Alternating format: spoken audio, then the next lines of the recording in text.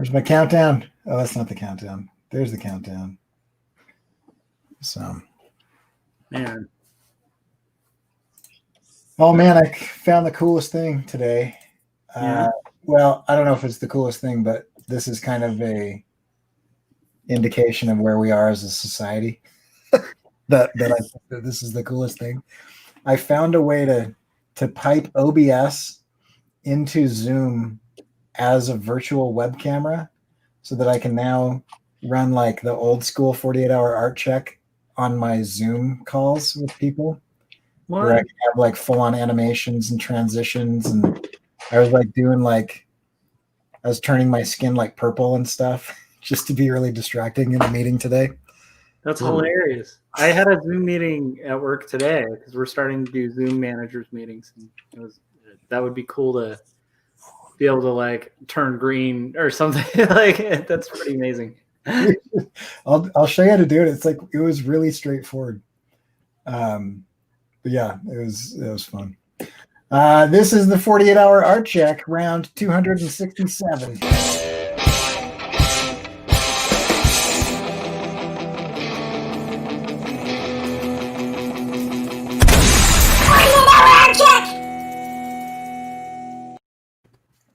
Hello. Yes. Here we are. Here we are. I love it. Yeah. Whew. So, yeah, we were brainstorming client stuff before we went live and lost track of time. And I was hoping that Scott and Josh could solve all my problems, and they failed. Couldn't. We failed miserably. They're good problems, though. They're like problems worth pursuing. Just it's hard. The concept stuff can be spaghetti at the wall until something just goes whoa, like, and you're really close, but it's just not quite there. We should that should be our topic today. Yeah, because I was telling some students today, they were doing like really literal stuff. They're like doing like an editorial, but like everything was like, this is what the text says, so that is the photograph I will take. And I was like, that is the most pointless and useless use of a visual. yeah. So Yeah, it's hard to break the literal mindset. I like that as a potential topic. It's pretty good. Well, should we art check or hang out, or what do you guys, or a little bit of both? Let's do it. We can art check. Okay, let's do it. I'm gonna turn everybody's names off when I turn that thing on. Who wants to go first? Guess I can go first. Let's see. So I've been working on putting together a newsletter, and that'll be going out tomorrow. Also, actually, and it'll alert people to I'm going to do the whole Black Friday thing. I'm going to start a little early. Actually, it's right now. If anyone's watching, it probably won't go for very long, but I'm offering all my digital products on my website 50% off, which I've never offered that low before. So, Dude, that's a good deal because you have pretty reasonable prices already. So that's insane. Yeah. Like, that's really cool. So, yeah. So, that'll go out tomorrow. I had to make some changes to some books on KDP. And what else some kind of like secret projects that I'm working on. I got sort of a tip on a niche for some merch stuff that I think could potentially maybe be good that I haven't really seen anyone do. So we'll see. So yeah, just a bunch of stuff like that. It's pretty much it. Mostly KDP merch and all that kind of stuff. So that's what I've been up to. Nice. Cool. How about you, Josh? I have been like full bore doing promotions. So I did I think I had finished this. Had I finished the trailer before the last art check? I guess not, because I think we talked about it. But you had finished it. I saw it afterwards. Yeah. So I finished the book trailer. So you can check that out on my channel. It should be like the last video up. And I took a lot of suggestions, and then I think I did talk about this on the last one. So I'm going to kind of pass that because I think that That doesn't count. And then let me see if I can find these to share. So I made a little bit of progress, not quite as much as I was anticipating. So I did 3 roughs, and they're, so that's like for the next 2 stories book. And then other than that, like I've made a site like landing page, like kind of based on our discussions too, which was a really great idea, Corey, to kind of have a landing page with downloadable files and stuff like that for press releases, and like a place that we can navigate and have basically like all the assets that somebody would need for an article.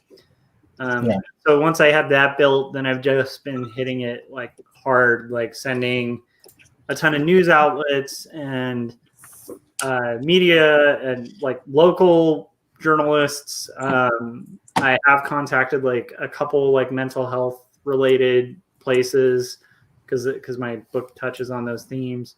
And then I've been contacting like a ton of people, like podcasts, and just kind of targeting specific areas that are helpful to my book, and hopefully will help promote and like kind of talk about my book. So but what's funny is like going through that process is like really discouraging, and I'll forget that I'm having any success at it, even though like I already have like a news interview on for like a local newspaper on Friday. On Monday I'm doing a podcast interview that'll air like a week or 2 later. And then I have like a pretty large pop culture site that's going to post about it too. So like I have like 3 responses so far. And then Jeff Lafferty had me on the Artcast last night, and that was helpful and fun to talk about the book and help pitch it and stuff. So it's like, stuff is happening. It's just weird. And I'm sure like Scott, that it's kind of like, the way I've been explaining it to people is it's like I'm running a Kickstarter campaign that's just, going to last till the 14th. Because really like those pre-order numbers are really important. But yeah, I mean, so that's what I've been doing, like basically, and then just working. So yeah, and you had some early success there. That was impressive. Cool. Yeah, so because of people's pre-orders, there was like a 2 or 3 day window where I was like above the top 50 in literary graphic novels. So I was like right next to like Persepolis and like Chris Ware and like all these books that are like backed by like huge publishers, like Pantheon, that I think is like a subdivision of Knopf, which is the largest publisher in the world. So it's like, here I am with like this little indie publisher, like in a spot I didn't belong in. I lasted there for like 2 days, and that kind of gave me hope in the sense of like, it's possible. And it's possible that I've been up there and I want to get back up there. It's fun. So it's almost like trying to gamify it, I think helps.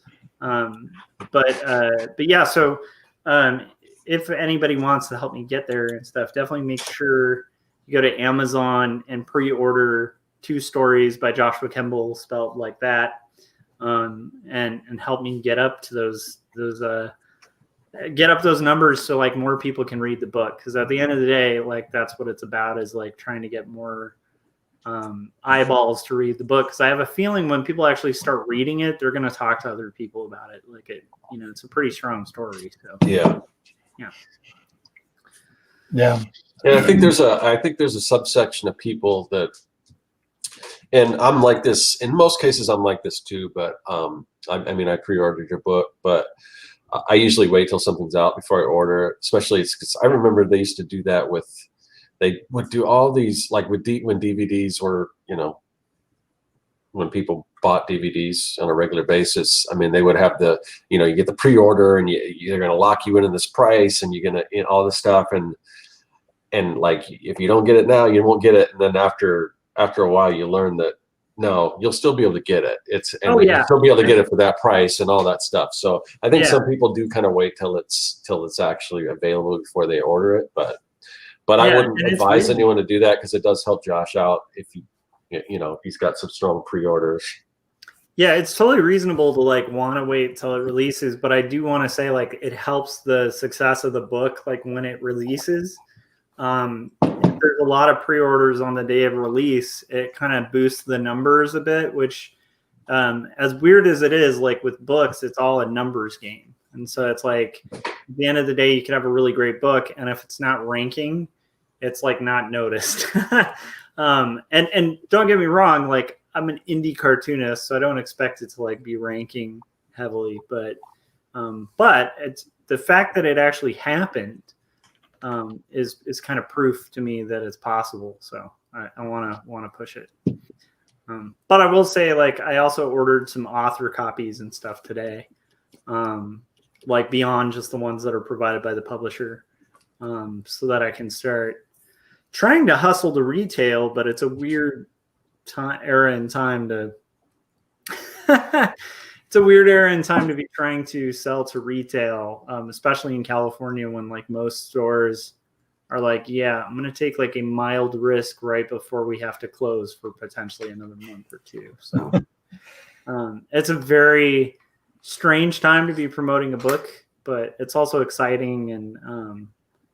It's weird. It's one of those things where I have to remind myself this is the process, because it's very similar to like when you're in the trenches, like kind of submitting to a bunch of different art directors, like when I was first starting freelance, and you're just getting like no responses, and you feel like even if you get a response, like you get a lead and you close like and get a job, and like maybe it's even a recurring client, all those like different emails and queries like can get to your head, and so it's like that's something I have to remind myself of, is like this is an old game that I've played before, but it's interesting when you're in it to be like, oh, this is a lot of work. That's why being an author is a job. So anyhow, yeah. That's cool, man. I'm excited for that to happen. You've been kind of like downplaying it the whole time, and it keeps, like before you got a publisher, you're like, I probably won't get a publisher. You get a publisher, get an agent, before you got an agent, you're like, I'll try it, but probably won't happen. So, who knows? It could, you could be totally wrong about all kinds of things in a good way. I'm happy to be wrong. I tend to be, and I think we all probably share this a little bit, but like I'm a very like cynical realist when it comes to like sort of my expectations. Yeah. But I feed hope a lot, and I allow myself to hope for things that go beyond my expectations. And I think that, I think even saying that out loud kind of makes me feel weird, because it's a vulnerable, weird thing to say. Right. And I instantly think I'm setting myself up for failure by saying it. So, but yeah, I mean, I hope for good things with this, and I'm not going to take no for an answer with this book. I'm gonna pound the pavement pretty hard for quite a while, probably far beyond the 14th. But if I can start it off good, it's a good idea, because it is hard to kind of pull it out, or like pull numbers up, like once they've sunk to a certain level. It's I think human nature just wants to cling to things that are succeeding, and so like that, like maintaining momentum in like marketing. I mean, Corey probably knows all about that, but it's like really important to maintain momentum, because you don't want to kind of get at that like sunk low where it's really hard to kind of recover momentum. So yeah, that is true. So Corey, how's it going for you? Yeah, fine, I guess. I've got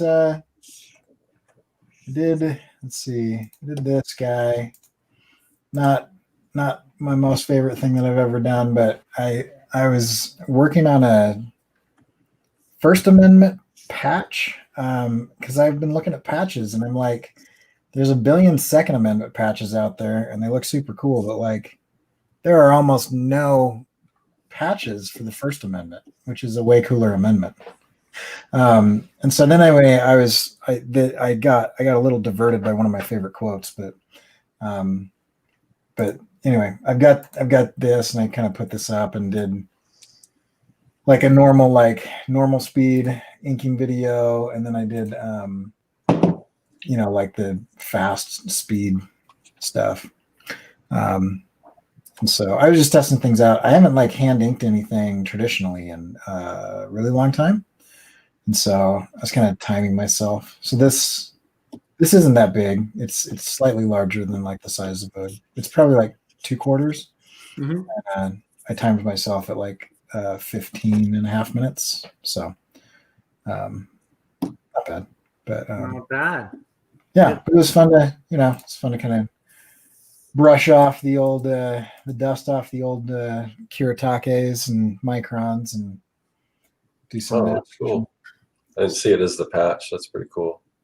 Yeah. Is that a mock-up or is that the actual patch produced? No, it's just a mock-up that I got. So oh, cool. I was looking into patches, and they're not super expensive. And also, there's like the like $20,000, $40,000 embroidery machines, but there also seems to be embroidery machines that are like $300.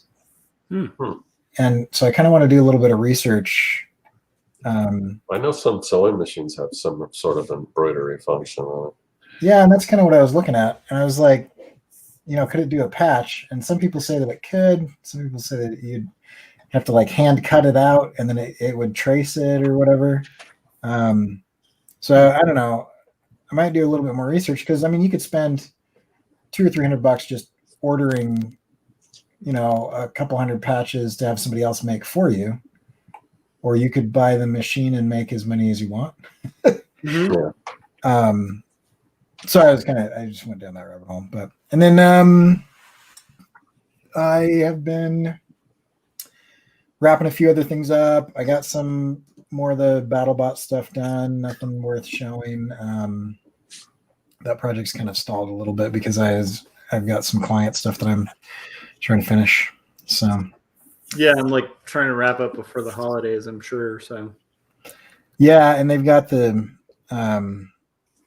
they ordered a billboard before they talked to me, and so there was like this impending deadline that was way too fast for like coming up with an entirely new marketing strategy that they're going to go with for the next couple of years and style of illustration. So we're doing like going through mood boards and all of that stuff. It's like, they're awesome. They're a great client, but like, they're like business people. They're not like visual people. And so they just keep going, I like that, but I like that too. I like that. It's like they like everything, but they're not, so I've gotten to the point where I'm like, well, let's do it this way. And they're like, yeah, but I like it the other way too. And I actually had a meeting with them, and they're cool. And I was like, how about this? If you want to pay me to do this twice, because they were like, I like that style and I like this other style, but like, I don't know how to imagine what you are talking about in either of those styles. And I said, do you want to pay me to do it twice? Kind of joking, but they were like, yeah, sure. So that's good. Yeah. Anyway, they're cool people. I'm not super excited to draw the same thing in two different styles. This is why I don't like taking on much client work. The client work I love is when people are like, I love the thing you did. Do the thing you did again for me. Yeah, I like that. I like clients that, even if they say that, like, even better is a client that actually has an idea of what they want. Yeah. Because like I've tried to explain this to like non-creatives a million times, and it, for some reason, I don't think they understand it, but it's like, we actually need walls to think outside of a box. We need to know what the box is, right, so we can think outside of it. If there's no box, you've just given a blank check. Right. And then anybody with any experience realizes that you have to build your own Yeah, borders and walls and whatever. for sure. That is such a taxing process. Just like the past couple of weeks with like everything going on in the news and everything going on with the pandemic and everything going on with whatever else, and then this, and I'm like, I literally have a client that's like, do whatever you want. We just want results, and so there's no limits. So I have to build my own limits on top of everything. I'm just tired, man. Anyway, it's like one of those things that's just like, I think about it when I'm eating breakfast. You know, like, I hate that type of stuff that isn't my own project. Yeah.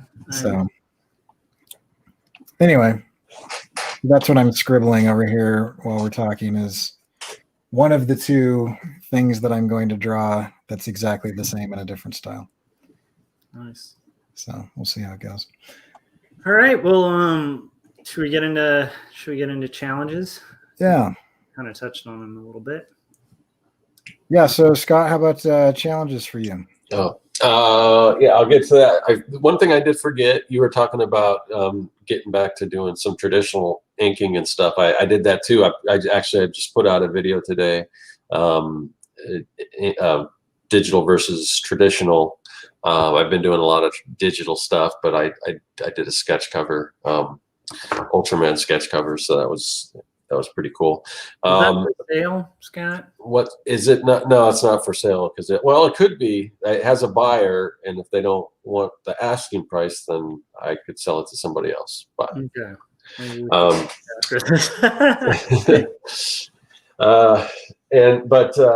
So challenges. My main challenge has just been like the KDP upload process right now.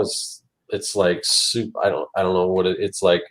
It's taken forever to get my books uploaded, which throws everything off, because I was planning on doing a bunch of. I designed a bunch of interiors, and I got a bunch of new ideas for books and things like that I want to upload. You know, but if it's like I've got this coloring book. It's been 3 weeks now. Because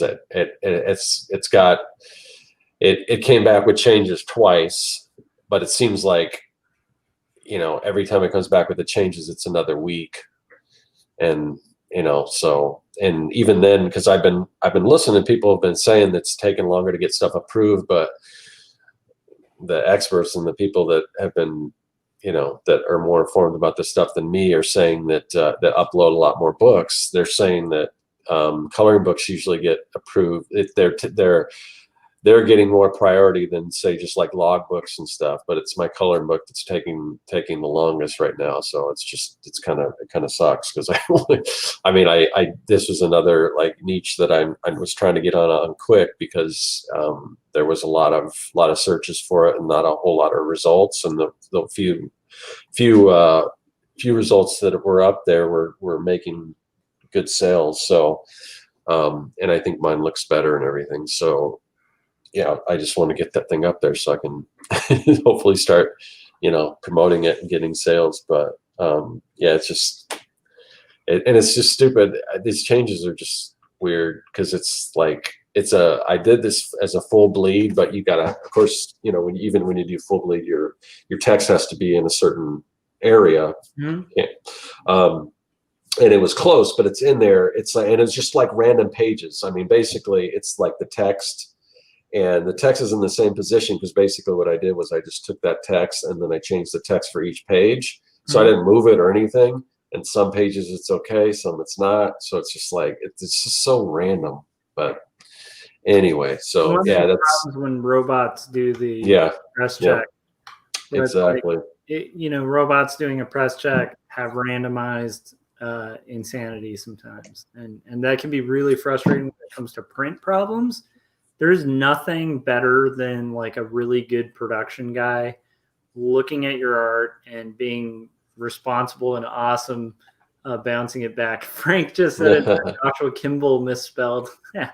That's a riff on Jeff, I think. Anyhow, yeah, yes.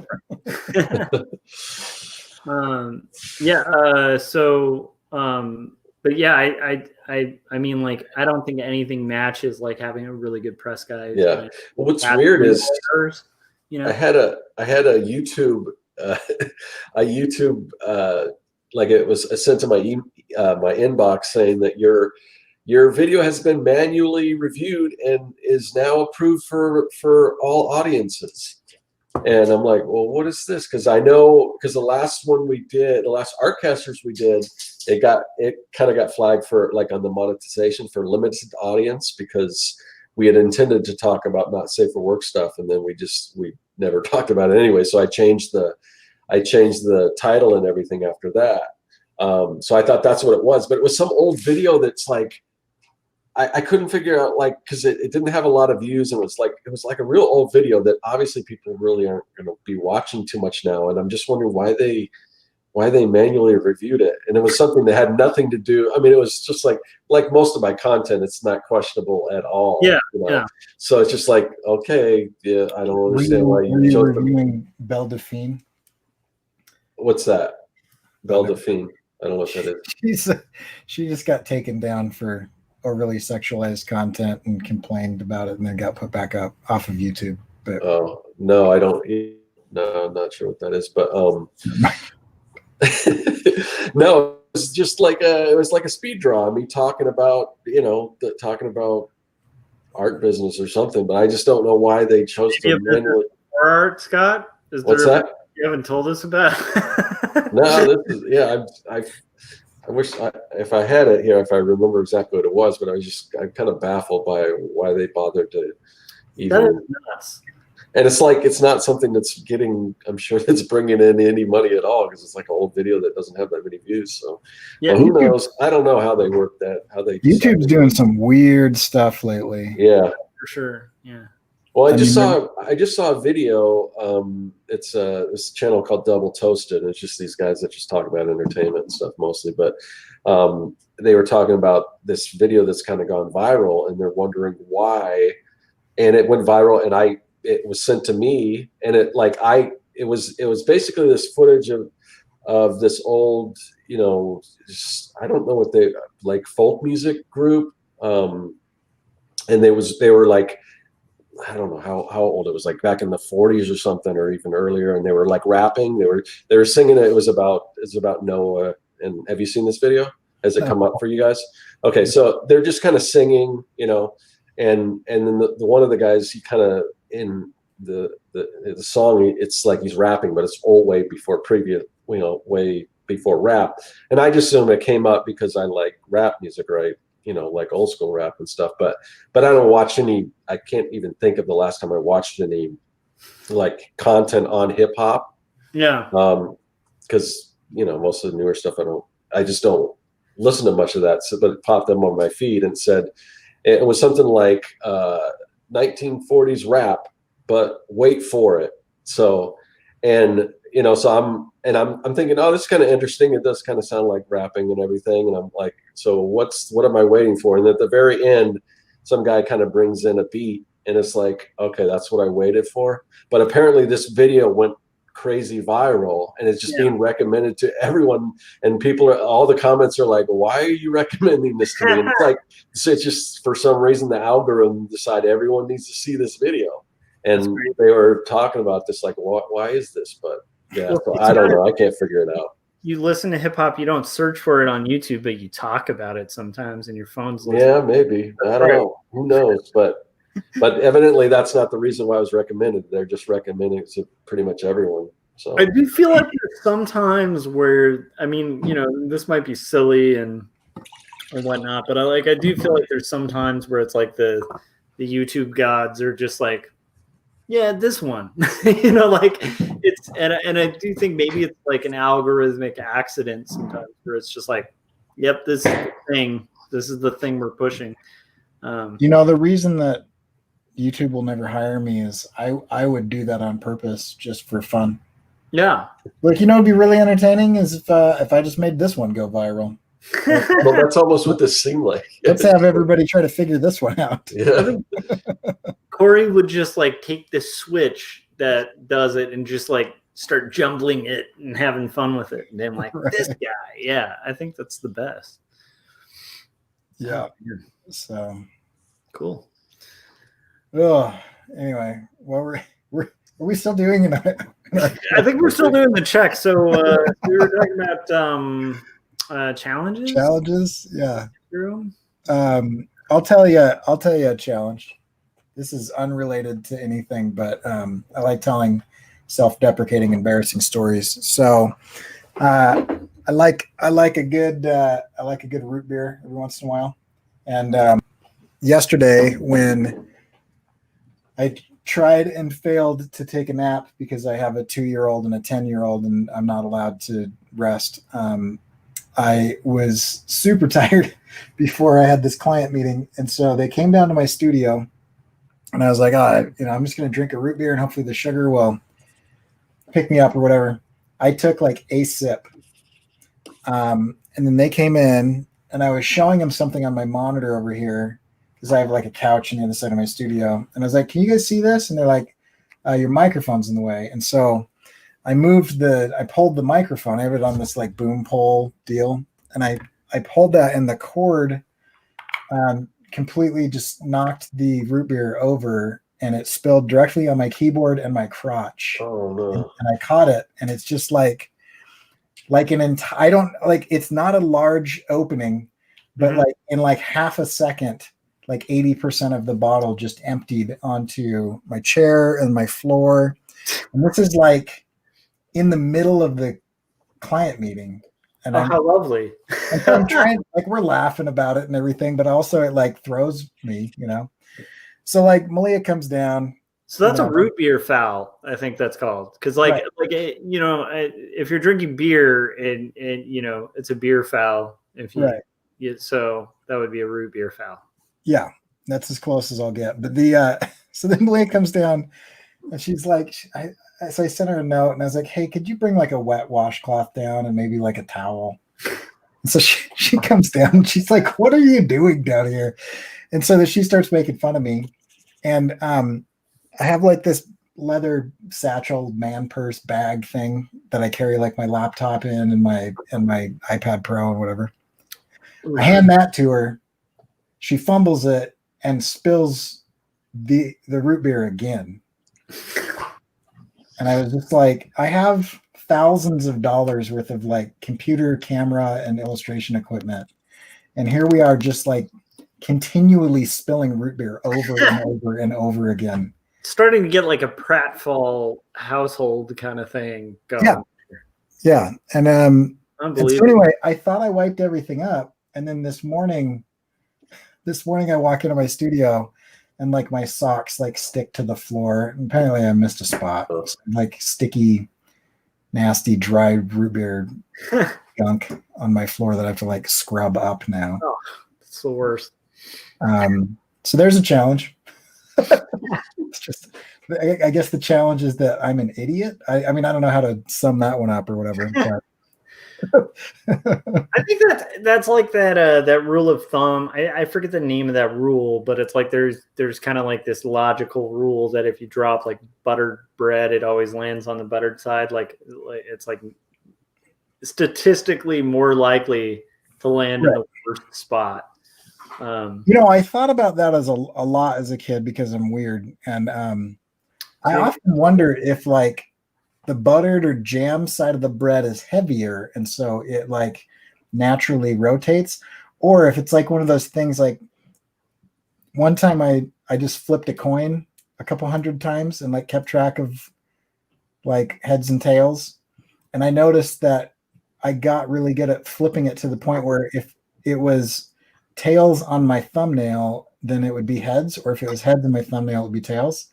So I've often wondered if you're holding the toast jam side up, if it only has time to do like 180 degree rotation before it hits the ground, because it's not like people fumble it and it's spinning really quickly. Yeah. Anyway, no, it's true, and it's not like you're often like if you're putting butter on toast, it's not like it's often butter side down when you drop it. Right. So that is a really decent. Nobody holds it butter side down or jam side down. So I just think it's like if it's 3.5 to 4 feet off the ground, which is where you hold toast. I thought about this way too much. It's probably not going to even do a full rotation, right? It's just going to go. Woo. Yeah, I think 180 degrees. It just turns over as it falls. And I mean, the way it falls too, it's not like you go like this and then just remove your hand really quick. It's going to tilt off Yeah. of your hand. So you already set it on the spiraling Right. trajectory. I love that. And I'm a little embarrassed to admit that I've thought about it extensively too. And I've come up with the same two things where it's like the weight thing I've almost disregarded because I know like regardless of weight, like things tend to fall at a similar trajectory. But I've thought about that too. Yeah. I think if it fell far enough, okay, the toast side that isn't buttered is more porous. And so it has more surface to air resistance, right? There's more.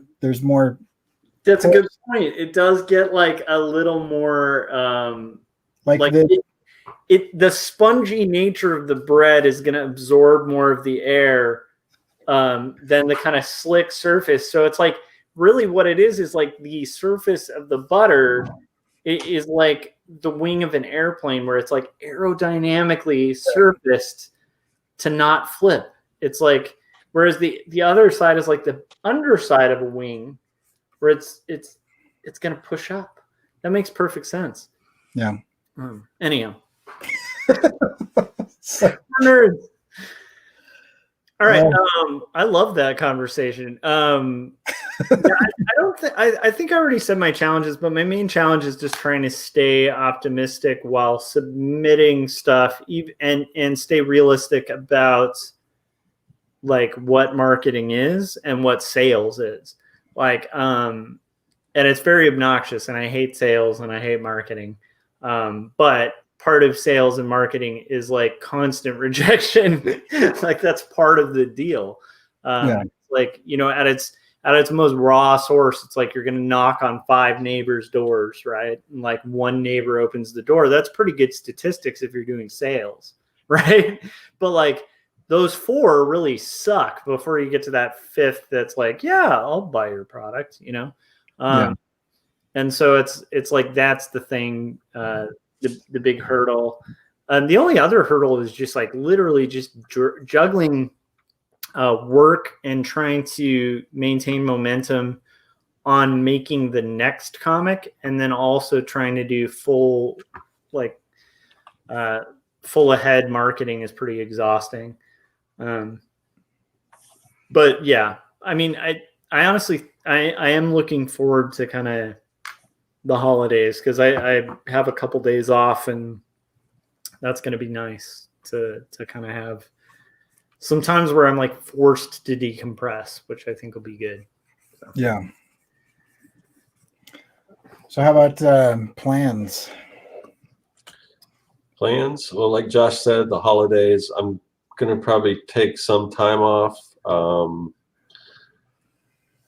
Tomorrow, I got some plans tomorrow. If anyone isn't aware, we're not doing Artcasters this week, so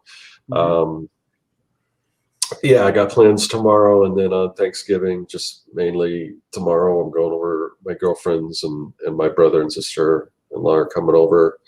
We're gonna do dinner, and then Saturday we're just gonna do it. Just me and my girlfriend are just gonna do a little personal Thanksgiving. Like she got some Cornish game hens, so we'll do that instead of turkey. So kind of chill. But other than that, I will probably bring my iPad over there if I have some free time and work on.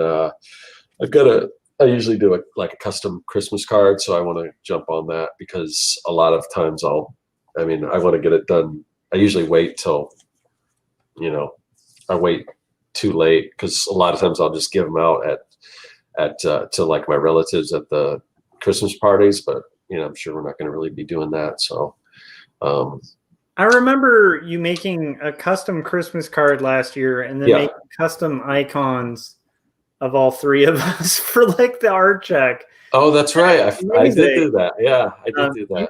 You go all out with those things. So Scott spends.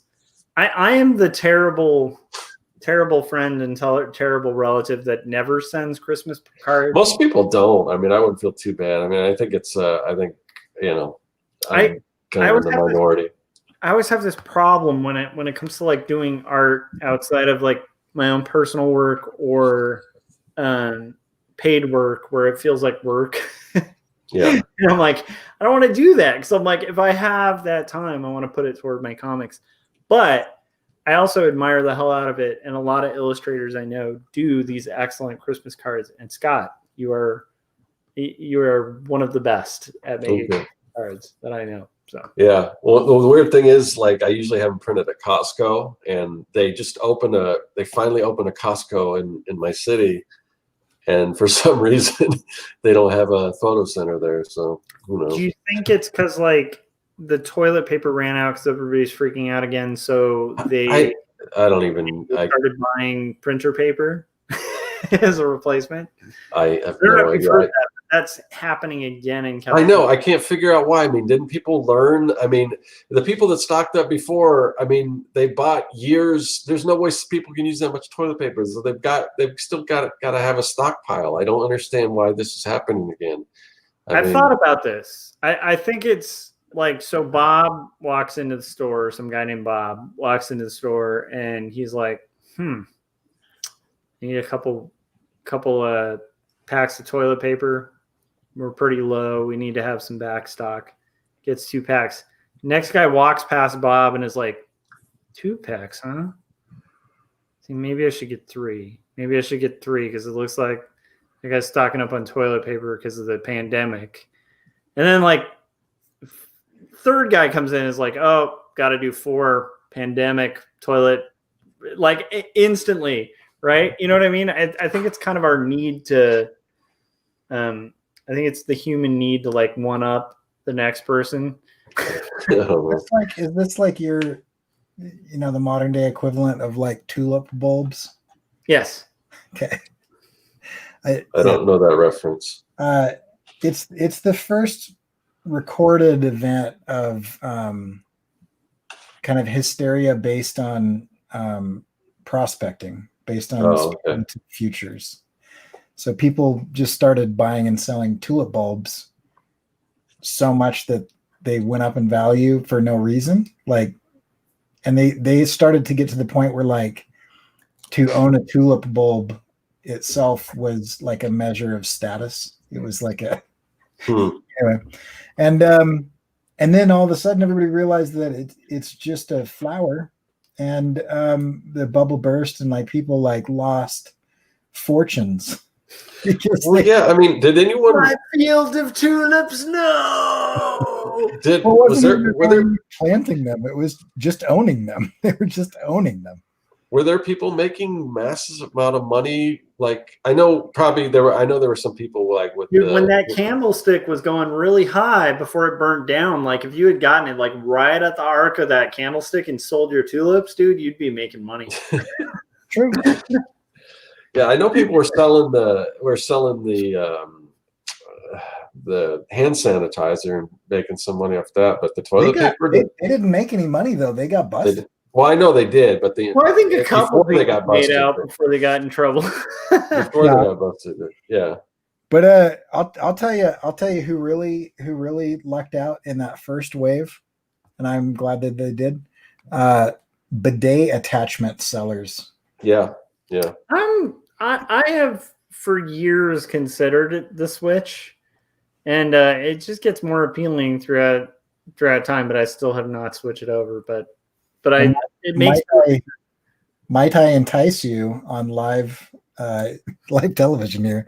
I outfitted all of the toilets in my house with it, and it is some of the best. I mean, it's just like, looking back, I can't imagine why this really archaic thing of like dragging like thin tree pulp across one of the more sensitive parts of my body to clean it, just dry paper, is better than like water. I don't know what, use the fitting, like the attachment. Yeah. Okay. Yeah. Okay. We're gonna have to talk about those after the show. I need to know where you got it because I'm kind of curious. I'll tell you now. I just got it on Amazon, and is one of my favorite purchases. It took way longer than I thought to install, mainly because you have to like undo the thing on the side of your toilet. It's not complicated, but it's just annoying. Yeah. But I mean, once it works, once you get it set up, it's great. Any concept of any control over the amount of pressure on the cheaper stuff, though, is you're just getting whatever stream you're getting. You're going to get the full force of whatever your plumbing has. Oh boy, which leaves you really clean. So it's a little frightening. Yeah. I mean, I highly recommend it. It's smart. It's good for the environment and also like saves money, I think, in the long haul, and then also saves a lot of aggravation and pain. So yeah, well, I mean, it seems like a triple win. Like why wouldn't anyone be interested in that? You know? Well, and I'm not like super environmentalist guy, but I'm a conservationist, and I'd like the planet to still be around and in good shape. And when you look at like just the amount of trees we cut down for toilet paper alone, it is a ridiculous amount. That like the deforestation that's happening when like you have water piped to your house already. Yeah. It blows me away. So I don't mind deforestation for things like books that I love, but those are treasured and kept. And like, I feel like deforestation for something that's a temporary remedy that's just trashed. Think about you use a book, right? You're going to pass that down. You're going to lend it to people. Mm-hmm. At no point in time do you put feces on it and flush it down the toilet. You might. And I hope that when people pre-order my book, they do not recycle it as toilet paper. But I do want to throw that out there as an option. If there is a toilet paper shortage, you could buy 2 stories. I'm just saying. We'll get to. You can use one for toilet paper or one for it right now while toilet paper is flying off the charts. Is that a good pitch? I don't know. It is a pitch. It's true. So yeah, I'm a huge fan of bidets. I don't think that the attachment is technically a bidet, but yeah, I don't know. It's gotten to the point where this is how cheap I am. I'm a really cheap guy, but I used to like intentionally try to make sure that I pooped at work so that I could use like works toilet paper. Just because then I figured that saves me, I don't know, $6 a year or something. I don't know. But I figured it out. I did the math, and I live with mostly women. And I did the math, and I figure I am saving somewhere between, like, if toilet paper is really expensive, I'm saving several $100s a year in toilet paper because it reduces your toilet paper usage by about 70 to 80%. So this actually also ties into like one of the things I think is good about the pandemic is a lot of people are cutting their own hair. And I don't know if people realize like how much money that saves in a year to cut your hair. It saves a lot, especially if you're cursed like me and your hair grows like a chia pet. It saves me a lot of money. Like we made that decision years before the whole thing. I feel like I've been prepping for this pandemic. I feel like most there's like my chart with all the threads like connecting things. I feel like most artists are just naturally rebellious anyway, and they're like, we just tend to do whatever. And then, we're also, you kind of have to either be frugal or just a slave to credit cards. Yeah. And so, yeah, I feel like a lot of us have really gotten used to, living on very little and surviving on whatever and stretching stuff. Well, I think it comes down to like what you have value in, and like for me, investing in something I think has value is kind of key. And so I personally do a lot of thinking about that. Like what has value in this? Like if it doesn't have value to me, I don't really see a purpose, and like a money expenditure that doesn't have value. Why are we on these rambly topics? I'm actually liking it though. And I don't know that we have to hit a topic because we're going to talk about all this other stuff. It's true. We're already at like 50 minutes. I mean, we've discussed at length the viscosity and airspeed velocity of different materials. Dude, I just realized this is one of the longer art checks because we still haven't gotten to plans. So maybe we should wrap it. Right? Scott, what's your plans? Well, I think I told you my plans. plans. Yeah, just mostly. Scott has been on topic the whole time. Yeah, I mean, I just mostly just holidays coming up, and then I may try to, like I said, work on the Christmas card a little bit on my That's iPad. right. Okay, you did, and then I went off on Christmas cards. I recall this, and like my brain is just I get really rambly. Corey, did I already say my plans? I don't remember. I don't think so. I think you planned on buying a bidet. I think that's where we ended up. I am kind of, your sales skills are really impressive. Would you like to represent this lovely book, Two Stories, which everybody should pre-order right now? Okay, on Amazon. My plan is basically to continue. Like, I'd like to send out a decent amount of press releases every single day. And secondarily, I need to get back in a workflow where I'm able to do thumbnails and get in the creative flow of like working on the next book. And I actually was curious because like this is the 48-hour art check, and like half the function of this is for us to kind of hold each other accountable. Do you think that's acceptable for me to like not be working on thumbnails while full bore in promotion mode? I mean, you got to look at the opportunity costs, and if you're actually full bore on the thumbnails, or full bore on the sales, or full bore on the marketing, that's great. But if you're using it as like an excuse, but you're not really, because I mean, when I'm doing self promotion, most of it is me trying to convince myself to not pick up the remote control or go for a walk or like go talk to somebody because I just hate it so much. Yeah. So if you're actually doing it, I think it's fine. Okay. But, because like one of the issues I'm coming up with is like total mental exhaustion after being done with the whole like just sending out a ton of press releases and this contact and like that kind of mindset. It's a very goal-oriented mindset that's very short-term and long-term at the same time, but very short-term. It's like that sales mindset. It's really hard for me if I do that for a couple hours after working creatively all day at my job, like to go from that mindset to like, now I got to conceptualize a page. It just takes longer. Yeah. And I've been feeling like I've been failing. I mean, could doing the thumbnails give you that sense of success at the end of that? Because sometimes, I mean, that's why I did that patch. I don't have any reason to do that, but I just needed to like succeed at something and finish something really fast. And yeah, it would if it weren't just one of those scenarios where like it takes like 50 times as long for me to get through like sketching a single panel, because my brain is just all jumbled from like, well, then I should send to this person, and then I should, like it's that right. It's like the video game mindset where it's like I feel like I have a goal, a level I have to beat, and so I get in that like very it can be beneficial to me too, but it's like when I get a goal, it's really hard for me to divert from the goal. Yeah. But yeah, I don't know.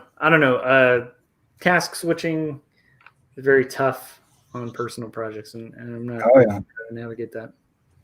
That might be an excuse, though. I don't know. I mean, if you feel like you should be doing it, I always listen to that feeling. Yeah. Yeah, it's just hard to parse between that and like the kind of inner bully where you're just like, you didn't do enough. And you're like, well, I haven't slept for like 3 days. You haven't done enough. You're like, wait, well, like maybe I should sleep actually. No. So it's hard to parse sometimes. Yeah. Yep. Well, I'm almost done inking this thing while we were talking, which is nice. Sweet. That's good. So what's your goal? My goal is to not go crazy between now and whenever, because I feel like I'm heading that direction. But I need to. Where's this? So this is part of the billboard that I'm working on. Let me get rid of them. So this is one of the styles I'm going to do it in. And I get to do it again right after this. And then I need to write better copy that makes sense. So that's my goal. I don't know if that's, I don't know. Yeah. And then, It's good. Yeah, I think that's it. And then I would, I've got a bunch of stuff that I'm gonna load up on my iPad so that I can work. We're going to this cabin to kind of get away from everybody and everything for a few days, and so I would like some stuff to do there. But I love it. does this look like a truck blowing up? Yes. Definitely. That's my goal. So I wouldn't mistake it for anything else. okay. Good. Yeah. So I don't know. Love it. We didn't get to our topic, but we could talk about. I feel like last week, all three of us were like super low energy, and it was like kind of a bummer because we like each other a lot, but we were just like, I think that might have been the first and only time we weren't really like vibing on like a conversation, and so it actually was really good to just chill out and have a normal conversation. Yeah, I also feel like like I do think like holidays come around a very good time where it's like I think we're all pretty beat and we're all pushing pretty hard on whatever projects we have, and it's like it's going to be good for I think all of us to have like a day or two where it's like regardless of whether we want to or not, decompress, and I think that's pretty healthy. So yeah, I think that's good. So I don't know what my plans are, but I do want to get that. I do want to get that First Amendment patch done, and then Frank is trying to sell us all on eating bugs. I don't know what this is. But there was like a bug eating thing that was brought up where I think Frank is friends with a girl who eats or is saying Frank has made a promise that he will eat a bug. I think it's Anna, like it's a friend of his who's got a YouTube channel, and he's talking about eating a bug if she gets a certain level of subscribers. Well, if I get a certain level of subscribers, I will have that many subscribers. And there it is, Anna Raub. I knew it was Anna, and I was kind of hoping he would. So if you guys want to see like Frank eat a bug, I'd say that's 100 subs. That's doable, guys. Come on. I'm not gonna watch somebody eat a bug, but I would say that is pretty good incentive. Yeah, I don't know. Have you ever eaten a bug, Corey? He rides a motorcycle. I bet he's eaten lots of bugs. Yeah. I wear a half helmet, so I've swallowed a couple bugs on the bike. Have I ever intentionally eaten a bug? I'm trying to think if I have. I don't think so. I've done a lot of weird foods and things. Yeah. But as I've grown older, I've come to the realization that I don't do dare foods anymore. Like I don't. Yeah. No. I don't care enough to impress anyone. I remember one time, I think it was habanero peppers or something. There's like these really hot peppers in this Chinese food. Me and a bunch of single guys we were hanging out at this Chinese food place with a bunch of girls, and like we started daring each other to eat these peppers, and the waiter just thought it was funny, so he just kept bringing them to us. And they're like these withered little. Yeah, I know the little red ones, thin red ones. Yeah.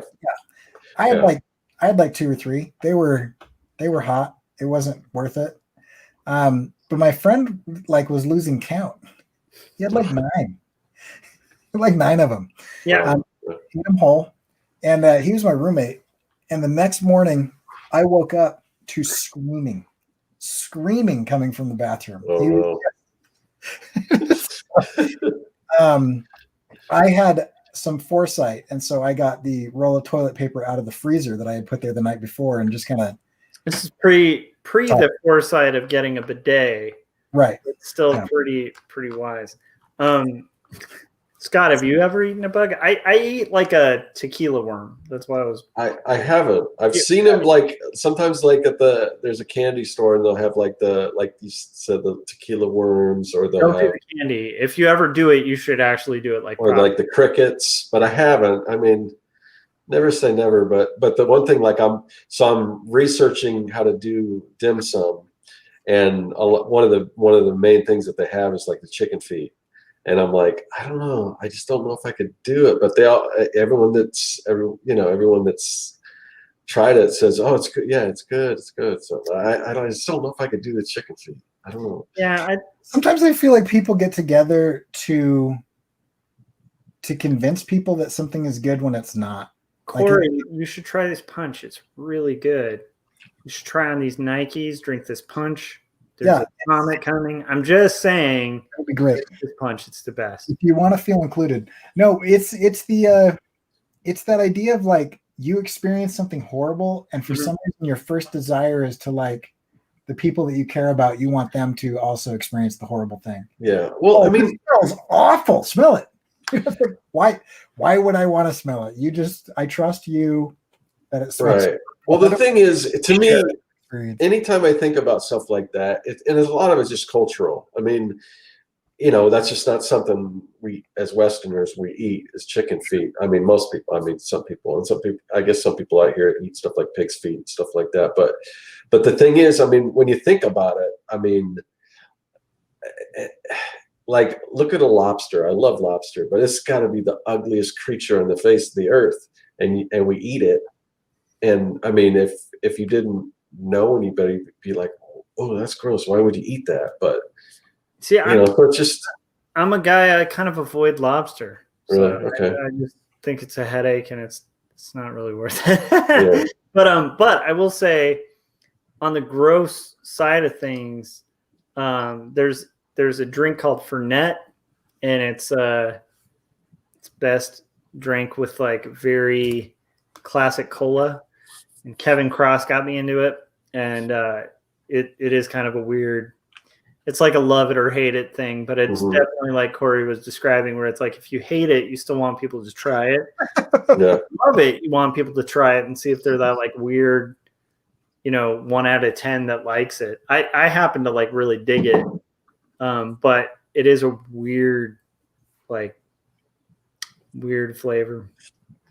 So Scott, next time you visit California, we should get some Fernet. I'll try it. I mean, I mean, I like so many different foods, and I'm sure, I mean, I've tried like frog legs and stuff like that. And I've tried, alligator and all kinds of weird stuff. But yeah, I don't know. I'd probably like it. Just certain things. It's hard for me to get out of my head what it is, I guess. But I don't know. Yeah, so like the hardest one for me was menudo, but like traditional menudo. Well, what's in that? Is it like tripe or something? Yeah, that's another thing that they had. Like I was looking at the dim sum. They had tripe. I had a friend who was like had a very like his heavy Hispanic culture family, and like they'd have these big parties. And I'd always go to them because they were like the funnest parties. Like everybody would dance. Like if they're 90, if they're like 10, like it doesn't matter. Everybody's gonna dance and party. And it was literally like I got coaxed into trying menudo. And when I tasted it, I was like, this tastes kind of weird. What is this? And they're like, oh, it's cow intestine. But there's all kinds of other stuff with it, though, right? No. The flavor of everything else was great, but there was like I'm a texture guy, so like when I felt a thing that felt like these weird spores, because it's like the lining of a stomach. I was like, yeah, this isn't really working for me. See, I don't know if that would have bothered me so much. Like the other day, we went to this. Just the texture. We went to this Asian market the other day, and I don't know what it was, just like a big combination platter. And there was like the sausage on there, and my my girlfriend was like, I think that's blood sausage. I don't know if I want to try it. And I've had it before. I've had blood sausage before. I don't remember if that's what it was, but and I'm trying it. And I'm like, yeah, it tastes. I'll go try it. It doesn't taste like sausage, but it tastes different.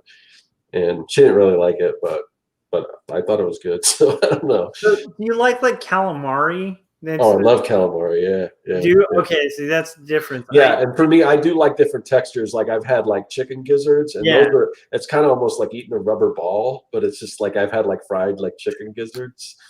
They used to have them at Church's Chicken when I was growing up, and for like a limited time. And my friend found out about it. He goes, "Oh, we got to go get some." So we walked up there, and I'm like, "Oh, this is interesting." So, but yeah, I like weird. Like I got this. I forgot what it was. It was like I still have some in my cupboard. I was just in the Asian market. I didn't even know what it was, but it just looked interesting. It was like some kind of a radish, like a dried kind of radish, like a green radish. But you fry them like noodles, and it's kind of got that kind of rubbery texture. But it's interesting. So I don't mind the texture so much. Yeah, like most textures I don't mind, but like something about calamari, just can't. Yeah, like I don't know, water chestnuts and stuff like that. It's the boba.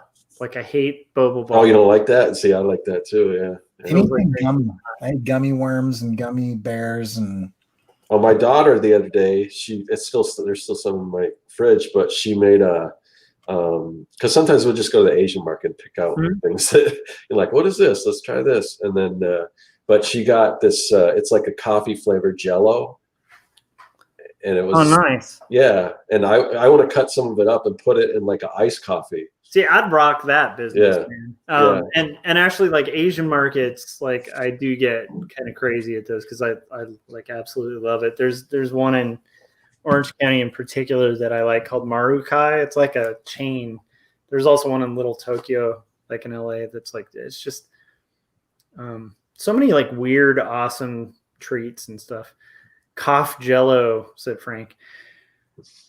Wow. No, it's there's some word for it. I don't know. It's I forget what it was. I got the box downstairs, but yeah, it's interesting. Yeah. I put some because I actually made these Jello shots like this kind of like, I don't know if they're White Russian Jello shots or whatever, but I wasn't thinking because my girlfriend said she wanted me to make a dessert. So I made Jello shots, but I didn't pour them in shot glasses. I poured them in like a regular glass. And like, as I'm drinking, I'm like, oh yeah, I think these are supposed to be shots because they're pretty strong. But then I